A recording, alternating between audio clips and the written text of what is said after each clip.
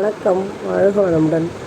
Welcome to Food Mom Kitchen. வாங்க நம்ம hello friends, welcome to Food Mom Kitchen. இன்றைக்கி வந்து கோஸும் கடலைப்பருப்பு வேக வச்சுருக்கேன். குக்கரில் விட்டு ஒரு சவுண்டு விட்டு தண்ணி ஊற்றி வேக வச்சுருக்கேன். கடுகு தாளிச்சிட்டு வெங்காயமும் பச்சை மிளகாவும் கருவேப்பிலையும் போட்டு தாளிச்சிட்டோம், நல்லா வதக்கிட்டோம். இதுலேயே நம்ம வேக வச்ச இந்த கோஸ் இதை கொட்டிடலாம். பார்க்கவே எப்படி வெள்ளை நல்லா இருப்பாருங்க.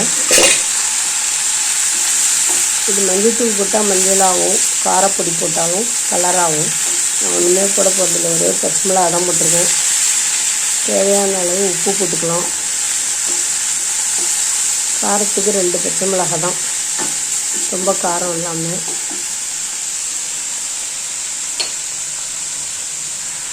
தேவையான அளவு சால்ட்டு போட்டுடலாம். அவ்வளோதாங்க. தட்டி இறக்க வேண்டியதான் நம்மளுக்கு சூப்பரான எண்ணெயான கோஸ் பொரியல். அருமையாக இருக்கும். இது காரக்குழம்புக்கு, சாம்பாருக்கு, எல்லாத்துக்குமே நல்லாயிருக்கும். செஞ்சு பாருங்கள், ரொம்ப நல்லாயிருக்கும். இதில் தேங்காய் திருவி போட்டாலும் போடலாம், இல்லை 2 ஸ்பூன் தேங்காய் எண்ணெய் விட்டு இறக்கலாம். ரொம்ப நல்லாயிருக்கும். கோஸ் பொரியல் எளிமையாக இருக்கும். செஞ்சு பாருங்கள், ரொம்ப ஈஸி அண்ட் ஹெல்த்தி. இந்த வீடியோ உங்களுக்கு பிடிச்சிருந்துன்னா லைக் பண்ணுங்கள், கமெண்ட் பண்ணுங்கள், ஷேர் பண்ணுங்கள், மறக்காமல் சப்ஸ்கிரைப் பண்ணுங்கள். தேங்க்ஸ் ஃபார் வாட்சிங்.